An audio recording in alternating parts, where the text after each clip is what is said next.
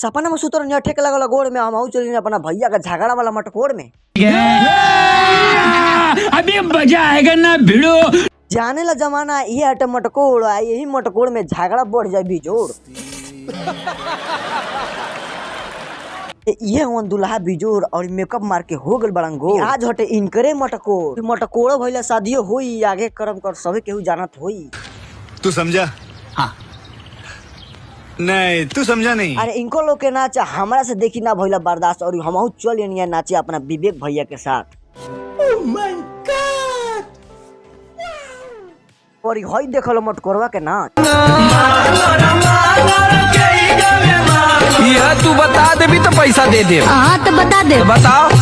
मांगर मांगर के गावे मांगर के कर हरदी लागे मट मांगर के कर हरदी लागे मट मांगर